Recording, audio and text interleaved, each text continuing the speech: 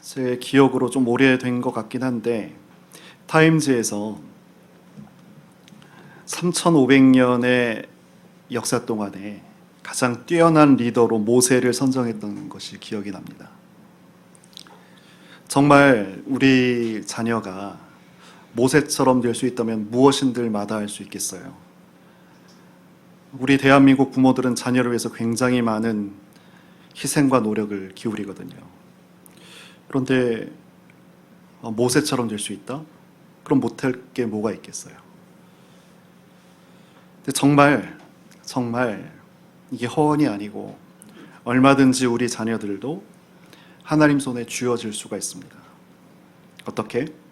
오늘 출애굽기 2장 본문에 나오는 그 모세의 어머니 요게벳의 행동처럼 그대로 우리가 따라할 수만 있다면 우리 자녀들도 다 모세가 될 수 있습니다.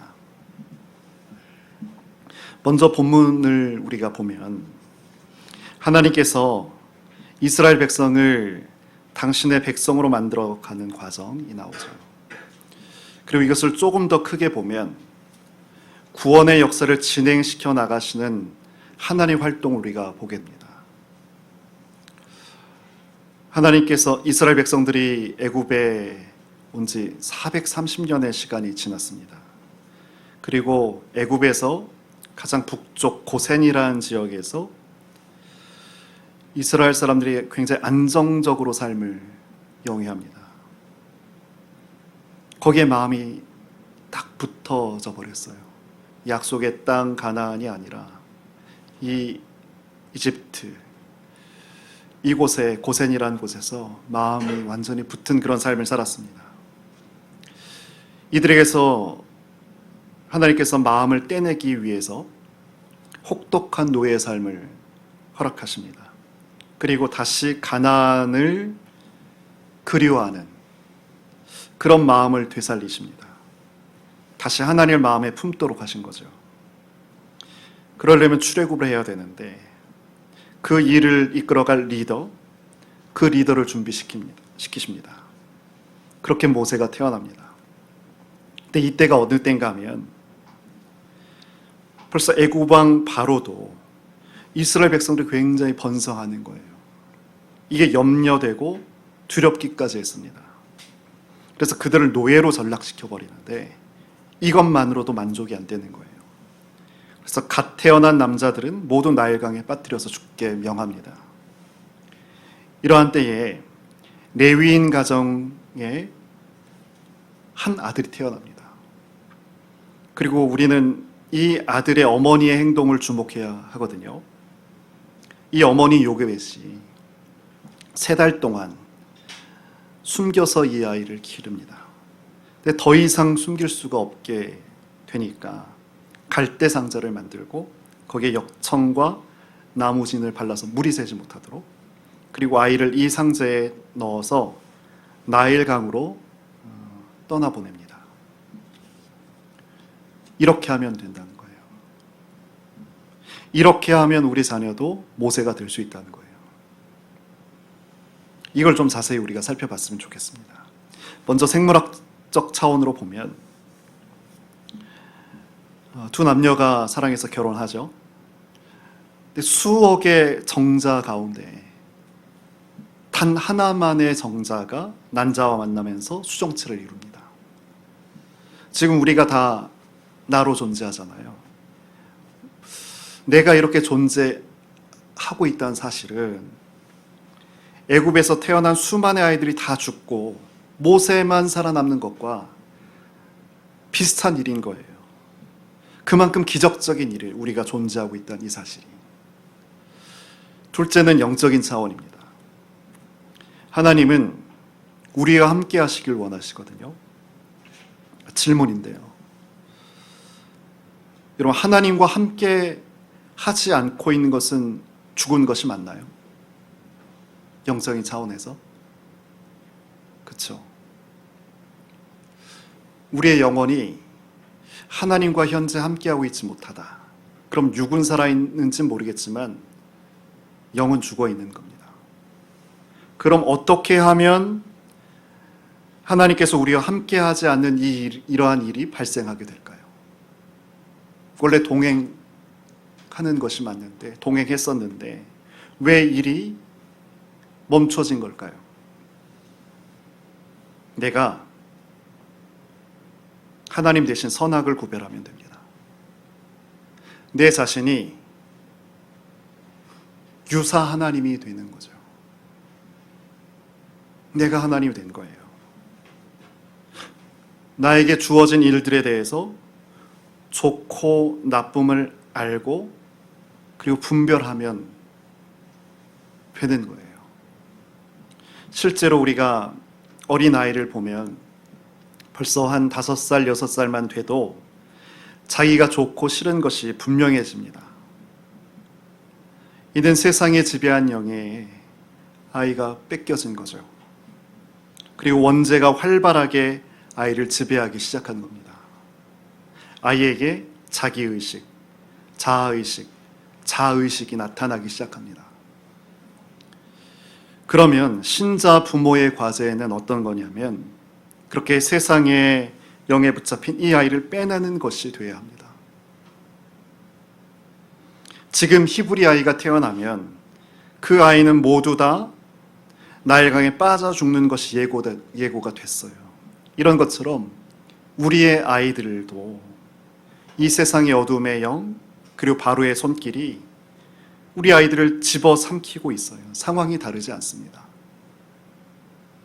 우리 아이들에게도 자아의식, 이 자기의식이 생기고 자기 중심의 분별력을 갖게 되면서 사실은 다 유사 하나님, 사이비 하나님이 됐죠. 하나님께서 허락하신 낙원을 찢고 상실하면서 그렇게 살아가는 것이 되었습니다. 그런데도 이렇게 우리의 아이들이 서 있는데, 이런 상황에 놓여 있는데도 불구하고 그 아이가 내 아이인 것처럼 그렇게 껴안고만 있는 거예요. 하지만 요게벳은 어떻게 했나요? 강물에 떠나보냈습니다. 이것이 모세를 만드는 방식입니다. 영적으로 봐도 그렇고 생물학적으로도 그렇습니다. 그러면 강물에 떠나보낸다는 것은 우리의 현실 속에서는 어떤 것일까요? 나일 강물은 당시 이집트 사람들의 생명의 근원이었습니다. 나일 강물은 살아가기 위한 필수 조건입니다. 근데 요게벳은 이러한 곳에 자녀를 버렸어요. 이것을 한번 영적으로 비유적으로 한번 해석을 해보겠습니다. 성도에게 생명의 물은 무언가요? 성경입니다. 이 생명의 물은 아래로 흘러가요. 그래서 우리가 이 생명의 물의 흐름 따라 아래로 흘러가게 되면 이 생수의 근원을 만나게 됩니다. 그곳이 어디냐면 주님의 십자가입니다. 주님의 십자가의 자리는 이 세상 인간이 차지하는 신분 가운데 가장 낮은 곳입니다. 그러므로 요게벳의 행동을 우리가 본받고자 한다면 주님의 십자가를 향해서 우리 아이를 떠나보낼 수 있어야 합니다. 그런데 더 막연해지는 것 같아요. 어떻게 현실적으로 하라는 것인지 더 모를 것 같아요. 십자가를 향해서 우리 아이를 떠나보내라고? 이게 어떻게 하란 말인가? 이것은 복잡하지 않습니다. 단순합니다. 주님의 십자가를 향해서 생명의 생수가 흘러갔는데 우리의 마음이 높은 곳으로 흘러간다. 그러면 절대로 이 생명의 물, 이 생명수를 만날 수 없겠죠. 현재 기쁨의 강물이, 천국의 희열이 내 마음속에 나오지 않는 이유는 우리의 마음이 지금 높은 곳을 향하고 있기 때문에 그렇습니다. 다시 우리 자녀를 강물에 뛰어보내듯이 어떻게 십자가를 향해서 내려보내는가? 내 자녀의 현실, 부모된 우리의 현실을 이 십자가의 못 박혀 있는 이 처지를 기준으로 해서 항상 빗대 보는 것을 말합니다. 가만히 생각해 보세요. 신자예요. 우린 다 성도고 그리스도인입니다. 그리스도인에게 있어서 지금의 상황, 오늘의 현실, 내가 느끼고 있는 이 상황은 내가 십자가를 비교하지 않기 때문에 불평이 생기는 것이죠. 우리가 정녕 십자가와 나를 빗대어 본다면 여러분 꼭 그렇게 해보세요.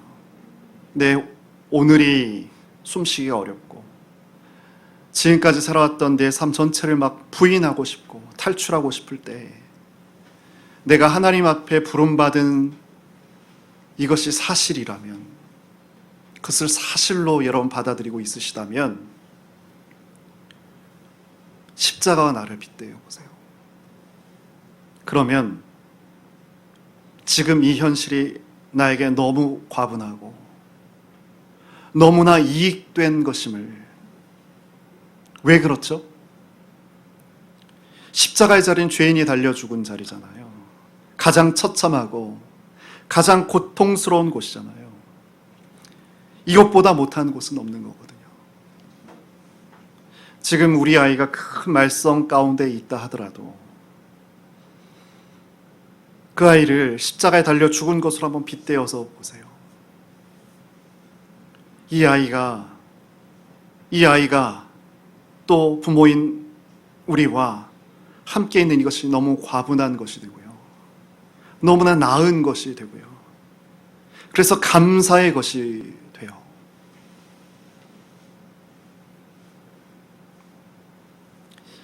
그러니까 사실상 지금 십자가와 비교해서 감사한 이 일은 사실상 낮은 곳으로 향하는 그 생명수 강물에 우리 아이를 떠나보는 것이 지금 된다는 것인데, 여러분 이 일을 하실 수 있겠어요? 이 일을 하실 수 있겠어요? 이게 쉽지가 않습니다. 왜냐하면 우리의 삶이 어떠냐면 우리는 결코 십자가를 바라보면서 자기 현실을 보지 않아요. 아이의 현실과 십자가 현실을 비교하지 않아요. 무엇과 비교해요? 세상과 비교하죠. 옆집 아이와 우리 아이를 비교합니다. 눈에 보이는 세상과 우리 아이를 비교합니다. 어떤 아이는 어디에 다니고 어떤 아이는 뭐 하고 있는데 자꾸만 세상의 자녀들과 비교하면서 그렇게 경쟁합니다. 그러니까 이런 마음, 이런 행동은 불신앙인 거예요. 아이에만 그런가요? 나에 대해서도 그렇게 하고 있잖아요. 그런데 그렇게밖에 살 수 없는 우리이고 그렇게 살 수밖에 없는 것이 이 세상의 삶인데, 그런데 그런 우리가 하나님의 부름 앞에서 십자가를 보면서 그리고 아이의 현실을 십자가 이렇게 빗대어 보게 되면 항상 그 나음을 느끼기 시작합니다. 깨닫기 시작합니다. 그러면서 감사가, 평생 감사하지 못했던 내가 감사를 하게 됩니다.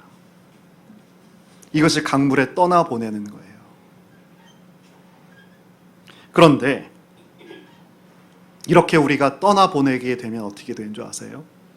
하나님께서 그 아이를 주십니다. 성경은 자녀와 부모 관계를 아주 신앙이 표현되는 아주 중요한 계기로 그렇게 말씀하고 있습니다. 굵직굵직한 사건에서 부모와 자녀의 관계가 아주 특이하고 일관성 있게 표현되고 있습니다. 성경이 그렇습니다. 어떻게? 다 다른데 일관된다고 했어요. 특이하다고 했어요. 아들, 그 자녀를 자꾸 버리는 것으로 나타나고 있어요. 여러분, 아브라함과 이삭이 부자 관계잖아요. 아브라함은 자기 아들을 죽이려고 했습니다. 떠나보낸 거죠. 근데 이삭을 그렇게 떠나보냈더니 어떻게 됐어요? 아브라함 믿음의 조상이 됐습니다. 또 야곱과 요셉을 보죠. 또 부자 관계입니다.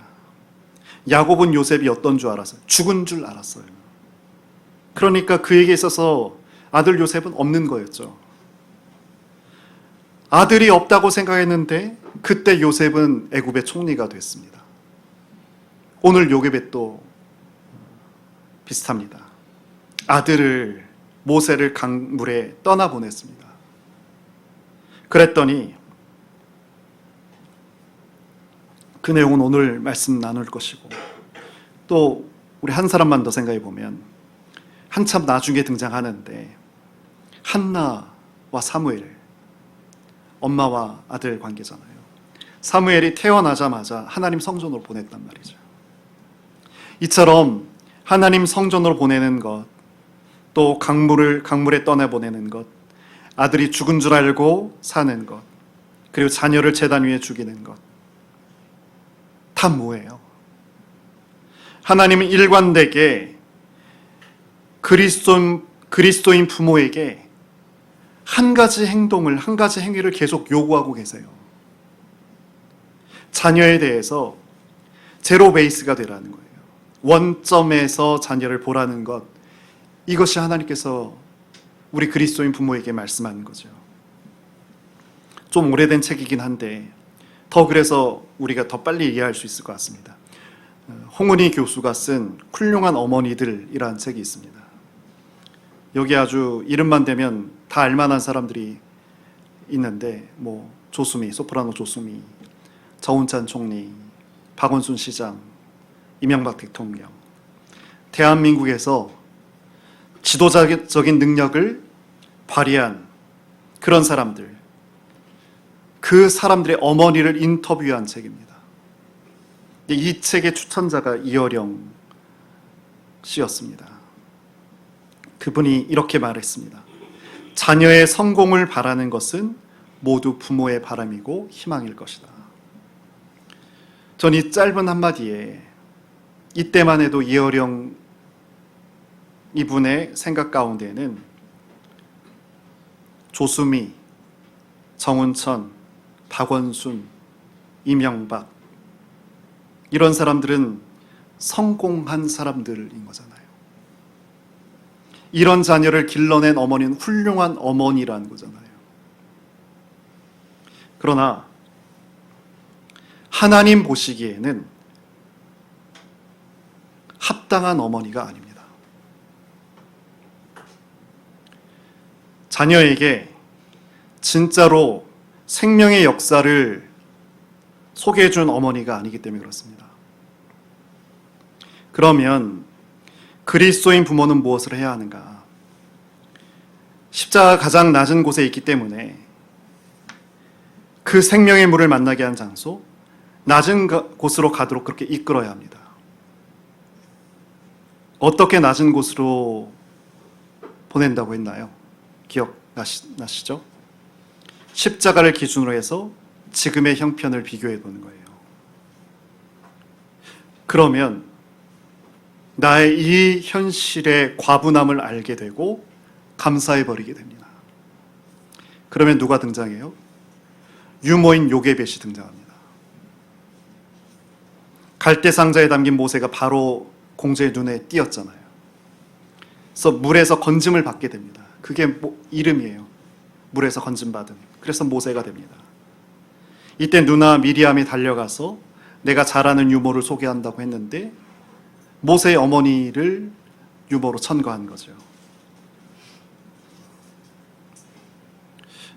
우리가 봐야 할 게 어떤 건가요? 유모 이상의 역할을 하지 말라는 거예요. 내가 이 아이를 낳았기 때문에 아이를 나의 분신인 것처럼 그렇게 생각하지 말고, 그리스도인 부모는 부모인 나를 유모처럼 생각하라는 거예요. 모세의 생모 요게벳이 유모의 신분으로 아들을 키웠던 것과 마찬가지로 아이의 필요를 채워주는 일을 했잖아요. 모유를 먹이고 안고 보듬어주고 그리고는 강물로 띄워보내는 거예요. 이 요게벳의 행동을 따르라는 거죠. 아닌데 불안한데, 감사할 때가 아닌데, 야단쳐야 할 때인데, 지금은 아이를 붙들고 뭔가 계획을 세워야 할 때인데, 지금은 내가 아이를 향해서 받쳐줘야 할 때인데, 이건 모두 훌륭한 어머니의 고민입니다. 하지만 성경이 말씀하는 것은 훌륭한 어머니를 말하는 게 아니에요. 하나님 보시기에, 하나님 쓰시기에 합당한 아이로 키울 수 있는 그런 믿음의 부모를 말씀하고 있는 거죠. 이삭을 죽이려고 했던 아브라함은 세상 기준으로 보면 훌륭한 아버지는 아닙니다. 그리고 요셉에 대해서 야곱은 죽은 줄로 알고 있었기 때문에 그는 한순간도 훌륭한 아버지 노릇을 할 수 없었습니다. 요셉 역시 모세에 대해서는 훌륭한 어머니 역할을 하지 못했죠. 그냥 떠나보내는 일밖에 하지 못했습니다. 우리 그리스도인은 훌륭한 부모 되기를 원하는 사람이 아닙니다. 하나님 손에 주임받는 아이로 키울 수 있다면 훌륭한 부모가 아니어도 좋은 거예요. 그리스도인 부모는 떠나보내는 사람이어야 합니다. 그러니까 떠나보낸 방법은 감사해버린다고 했습니다. 이것이 버리는 거예요. 아이의 현실을 놓고 가장 낮은 십자가 비교해서 감사해버린 동안에 강물에 띄어보내는 거죠. 그러면 하나님께서 그 아이를 주십니다. 하나님이 주시고 움직여 갈 때 신자 부모인 우리가 하는 일은 유모 노릇을 하는 거예요. 내가 하는 일이 젖먹이는 것 그 이상도 그 이하도 아니라는 것을 부모인 우리가 명심한다면 우리 자녀도 모세처럼 크든 작든 하나님께서 붙들려 쓰임받는 자녀가 될 거라 성경은 오늘 우리에게 말씀하고 있는 거예요. 이 기본을 가지고 요셉과 앞서 있었던 요셉이죠. 창세기에 있었던 요셉. 그리고 오늘 출애굽기에 있는 이 모세를 좀 우리가 구체적으로 좀 살피면서 우리의 부모로서의 먼저 우리가 서야 될 것이고 그리고 자녀가 함께 서는 이 방법을 내용을 한번 살펴보려고 합니다. 전 세계 그리스도인 부모가 자기 자녀의 이름을 지을 때 고민하는데 서양 사람들 그리스도인들 가운데 자기 자녀 이름을 모세로 지을지 요셉으로 지을지 뭐 배우의 이름으로 모세 많이 들어가고 또 조셉 이름도 많이 들어가죠.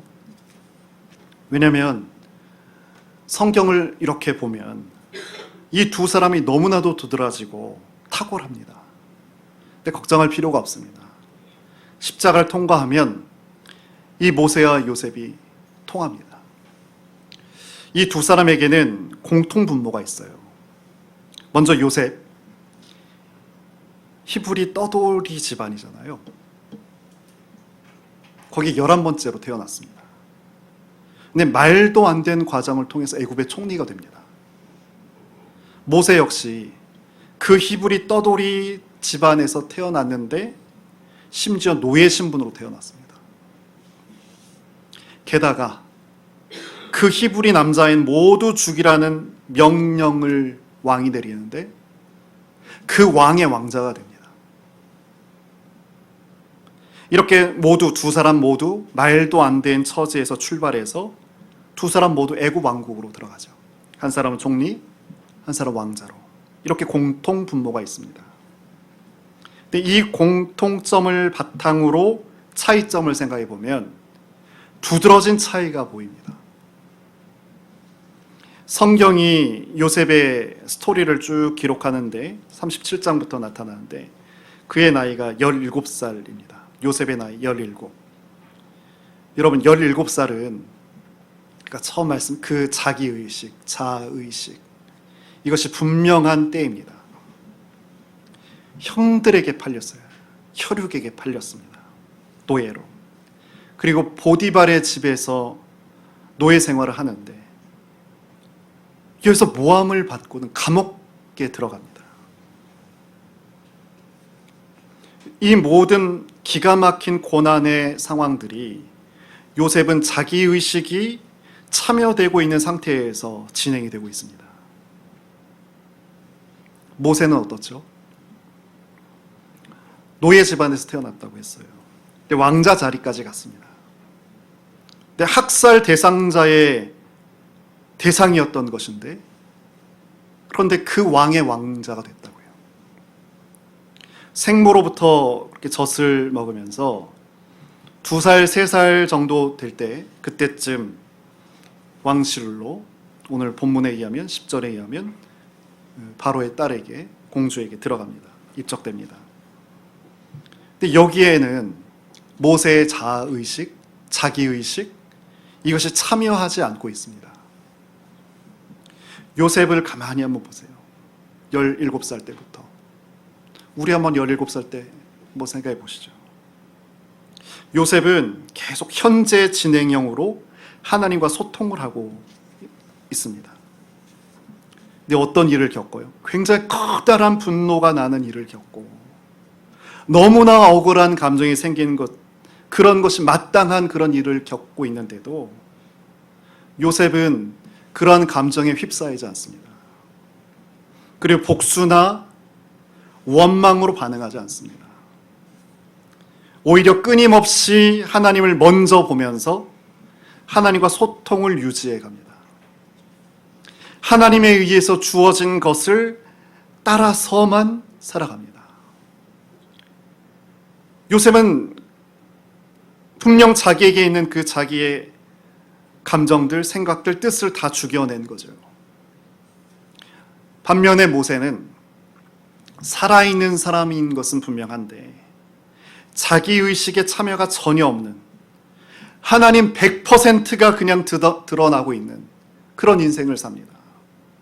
그러니까 모세의 인생을 가만히 펼쳐놓고 보세요. 모세의 인생은 하나님의 동무대인 거예요. 이 두 사람의 차이를 아시겠어요? 여기에 분명히 하나님의 의도가 있으세요. 요셉도 하나님 쓰신 사람이고 모세도 하나님 쓰신 사람인데 그 쓰시는 양상이 굉장히 다릅니다. 그리고 그 쓰이는 목적도 다릅니다. 하지만 이 두 다른 목적이 십자가를 통해서 우리에게 통합되어 나타나는 거예요. 십자가는 이 두 가지를 다 한꺼번에 우리에게 말씀해 줍니다. 그리고 약간 옆에서 우리가 생각해 보고 지나갈 것이 있습니다. 그것은 하나님의 탁월하심이라는 거죠. 이 모세란 인물, 이 요셉이란 인물, 그들 각각의 삶에 역사하신 이 하나님의 탁월하심을 우리가 봐야 됩니다. 지금 바로 왕은 애굽의 18왕조인 투트모스 1세로 보입니다. 요셉 때는 힉소스 왕조였어요. 근데 이 힉소스 왕조가 멸망하고 그 다음에 이 18왕조가 들어섰는데, 이 18왕조의 세 번째 왕이 오늘 이 투트모스 1세가 유다인, 히브리인 아이들 다 학살하라는 그 명령을 내린 장본인입니다. 그런 왕의 왕자가 돼요. 여러분, 요셉이 총리가 되는 것도 정말 기가 막힌 일이잖아요. 근데 모세가 왕자 된 일은 더 기발하잖아요. 왜 지금 하나님의 탁월하심을 우리가 흐름 가운데 찝어내서 말씀을 드리냐면, 그리스도인이라는 이름표를 붙이고 우리 신자가 살아갈 때 삶의 길이 없다라고 생각되어진 그런 막막할 때가 있습니다. 근데 그렇게 생각하는 것은 대단한 불신앙이라는 거예요. 여러분, 요셉이 지금 이렇게 총리가 되고 모세가 왕자가 되는 것, 이것이 길인가요? 여러분, 세상에는 이런 길이 없습니다. 그 어떤 세상의 지혜자도 생각해낼 수 없고 이것은 상상해낼 수도 없는 그런 길입니다. 그리스도인은 있는 길을 가는 게 아니고요, 하나님 뜻대로의 길을 가는 사람들, 그 사람을 그리스도인이라고 하는 거예요. 여러분, 그러니까 명심하셨으면 좋겠어요. 이 그리스도의 길을, 하나님 뜻의 이 길은 있는 길을 가는 것이 아니기 때문에 우리가 이 길을 찾고자 삼천리, 삼만 리를 찾아 돌아다닐 필요가 없다는 거예요.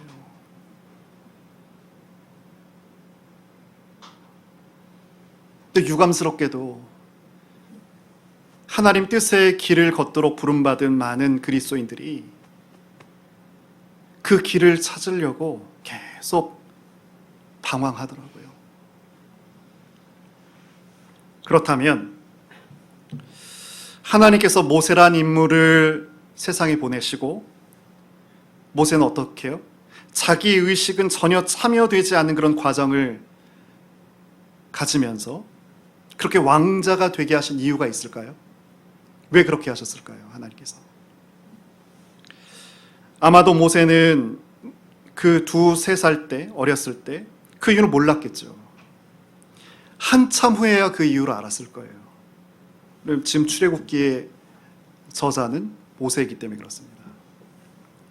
아마 자기에 관한 이런 이야기를 어머니를 통해서 들었을 겁니다. 근데 우리가 10절까지 읽었는데 11절 이후에 이렇게 모세의 모습을 보면 지금 애굽의 왕자의 신분이잖아요. 그런데 이상하게도 히브리인에 대한 동족 의식을 그가 갖기 시작합니다. 애굽 왕자인데요. 그 이유가 궁금했을 거란 말이죠. 왜 하나님께서 모세를 이렇게 하셨을까요? 이걸 한번 요셉과 한번 우리가 비교하면서 살펴볼 필요가 있습니다. 요셉은 평생을 하나님과 소통하는 것을 평생의 과제로 살았던 사람입니다. 이거 우리 이렇게 살아가야 돼요. 요셉처럼 살아가야 돼요. 요셉은 늘 어떤 상황 가운데서도 하나님 앞에 서 있었습니다. 그렇게 하나님과 소통하는 중에 어떤 것이 그에게 나타났냐면 하나님으로부터 오는 하나님의 그 주체성. 우리는 우리의 주체성을 살잖아요. 선악과의 후예인 우리들, 하나님의 주체성을 받아 사는 것이 아니라 나의 주체성으로 살고자 해요. 근데 그 하나님의 주체성이 어떤 거죠? 우리가 이미 성경을 통해서 듣고 배웠습니다. 스스로 생각하시고, 스스로 판단하시고, 스스로 계획하시고, 스스로 소원하시는. 그것을 구체적으로 한번 풀어보면 보디발의 집에 팔려서 모함받아 감옥에 들어가고 총리가 되었는데 어떻게 하셨어요? 그 당시 기근으로 있는 수많은 만민들을 구원하는 역사를 이루세요. 바로 이것이 하나님의 주체성 안에 있는 구체적인 내용들입니다. 그리고 이 내용들은 그냥 잠깐 생각으로 머문 것이 아니라 이렇게 실현이 되는 거였어요. 근데 모세는 어떻게 해요? 요셉과는 다르다고요. 하나님과 소통을 통해서 나타난 게 아닙니다. 모세가 왕자가 되는데 그 이야기를 쭉 우리가 성경을 따라 읽어가다 보면 이건 분명히 모세의 이야기는 맞는데 모세는 안 보이고 무엇만 보여요? 누구만 보여요? 하나님만 보여요. 우리가 모세처럼 살아야 되는 거예요. 이것이 야곱, 요셉과 모세의 차이라는 거죠. 요셉의 역할은 하나님의 그 주체성 안에 있는 그 구체적인 우리를 향한 보석과 같은 그런 생각들이 요셉을 통해서 땅에서 이루어지고 그래서 만민을 구원하시는 그런 거였어요. 모세는 어때요? 그를 통해 출애굽으로 백성을 구원시키긴 하시지만 모세라는 사람의 존재하는 주된 이유는 하나님 자신을 선민들에게 살아있는 분으로 계시하는, 나타내 보이는 거예요. 살아계신 하나님을 보이는 것, 이것이 모세의 역할이었어요. 정말 모세가 한 일들 한번 여러분 가만히 생각해 보세요. 그가 한 일은 일방적으로 하나님께 듣고 전한 거였습니다. 하나님께서 가라고 하실 때 갔고요. 서라고 하면 섰고요. 천막을 치라고 하면 성막을 치라고 하면 쳤습니다. 그 넓이를, 길이를 그리고 높이를 하라는 대로 그대로 했고, 누구누구를 쓰라고 하면 그대로 순종했습니다. 그래서 모세를 이렇게 보면 막대기로 이렇게 대신해도 모세의 일은 그냥 될 수 있겠다 싶은 그런 생각마저 듭니다. 모세는 소통하는 사람보다는 자기가 죽은 사람으로서 하나님께서 그대로 그를 통해서 나타납니다. 마치 우리가 경포대 그 호수를 이렇게 밤에 이렇게 걷는데 그 호수에 달이 비치거든요.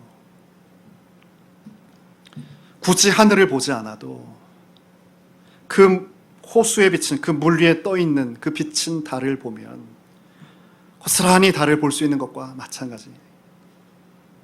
모세를 보고 있으면 하나님이 그대로 보이는 거예요.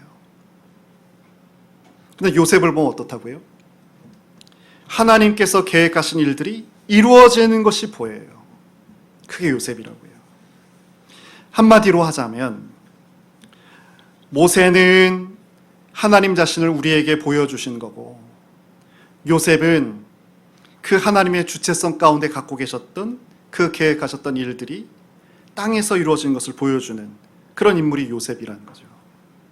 이 두 사람이 예수님의 십자가를 통해서 나타나게 됩니다. 오늘 말씀의 내용이 실용적이 되기 위해서 적용을 좀 해보려고 합니다. 여러분 잘 들어보시고, 나를 위해서 먼저 그렇게 부모인 내가 먼저 그 기도를 같이 해봤으면 좋겠고, 그리고 우리 자녀를 위해서 내 자녀가 정말 모세처럼 요셉처럼 하나님 서게 해주십시오, 그렇게 기도하는 또 기도로 이어졌으면 좋겠습니다. 여기 있는 우리 모두는 다 모세의 2-3살 그때로 돌아가야 됩니다.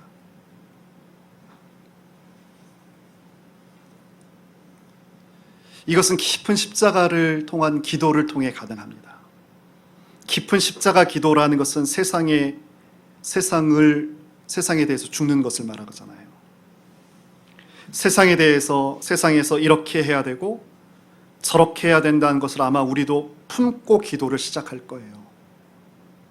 우리 실력이 그런 걸 어떻게 해요? 그거 갖고 기도하는 거예요. 근데 그렇게 기도하다 보면 십자가에서 내가 죽었다는 것을 알게 됩니다. 그래서 나의 걱정, 계획, 소원을, 죽는 기도를 깊이 이어가게 됩니다. 그럼 결국 어떻게 될까요? 더 이상 하나님과의 소통이 필요 없을 정도로 그런 틈새가 없어지면서 하나님과 밀착하게 됩니다. 그 증거를 하나님께서 우리에게 주세요. 우리의 기도가 그렇게 온전해졌을 때 그 증거를 우리 내면 가운데 허락해 주시는데, 이것이 증거가 됩니다. 우리 하나님께서는 이 세상이 있기 전부터, 영원 전부터 삼위 하나님께서 같이 계셨는데 서로 누리셨던 그 기쁨과 만족이 있으시다. 여러분 기억하시잖아요. 근데 그 기쁨과 만족이 나에게도 충만한 가운데 이 기쁨과 만족이 허락이 되는 거예요. 아무것도 안 바뀌었는데 내가 하나님 십자가를 의지해서 나의 모든 것들이 다 죽고 나니까 그 충만한 기쁨, 만족한 가운데 그것을 확인하게 됩니다. 이 상태가 허락이 되면 내 삶에 하나님께서 전면적으로 나타나시는데, 이것이 사도 바울이 말씀했던 이 내용이에요. 빌립보서 2장 10절인데 들어보시죠. 너희 안에 행하시는 이는 하나님이시니 자기의 기쁘신 뜻을 위하여 너에게 소원을 두고 행하게 하시니라. 이것이 증거예요. 한 번도 나 외에는, 그리고 하나님 나라 일에 대해서는 눈도 깜짝 안 하고 잠깐의 마음의 동요도 없었던 내가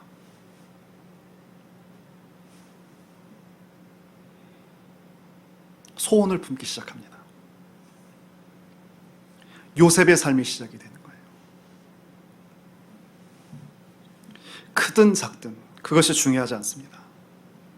하나님의 주체성 안에서 계획되었던 그 내용들이 실현되고 성취되는 그 요셉의 삶이 나에게서 나타나기 시작하는 거예요. 그렇게 보면 진짜 그리스도인은 수지 맞은 사람이 틀림이 없어요. 그러니까 십자가는 정말 생각하면 생각해 볼수록 기가 막힌 사건인 거죠. 뭐 대단한 것을 하라는 게 아닙니다. 십자가가 아니면 우린 세상에 대해서 죽을 수가 없어요. 어떻게 죽어요? 눈만 감으면 억울하고, 돌아만 봐면 분노가 끓고. 십자가가 아니고서는 우리가 죽을 수 있는 다른 길은 없어요. 다른 방법은 없어요. 십자가 붙들고 세상에 대해서 죽고 나에 대해서 죽어서 그 주님이 교통하시는 그 자리, 우리 예수님께서 교통하셨잖아요, 하나님과. 그래서 십자가 가운데서도 하나님과 교통하셨던 느끼셨던 그것들을 주님 안에서 똑같이 동일하게 느끼게 해달라고 우리는 기도하는 거죠. 그렇게까지 기도할 수 있어요. 그러면 어느덧 그런 삶을 살 때 우리는 사람들을 또 세상 앞에서 모세가 되는 거고요. 이 땅 위에서 하나님께서 펼쳐질 일에 대해서 요셉이 되는 거예요. 나인데, 아무것도 아닌 나인데 우리가 모세로, 요셉으로 살아갈 수 있다는 거예요. 우리 한번 이렇게 같이 한번 기도해 봤으면 좋겠습니다. 십자가에서 요셉과 모세에게 이루어진 이 기적과 같은 일들이 우리에게서 날마다 특별히 우리 자녀들 가운데서, 우리 참빛의 자녀 세대들 가운데서 영적으로 늘 이것이 감추되고 또 경험되어지는 하나님, 그런 우리가 되게 해주십시오. 그렇게 한번 같이 한번 이 시간 기도했으면 좋겠습니다. 잠시 같이 기도하겠습니다.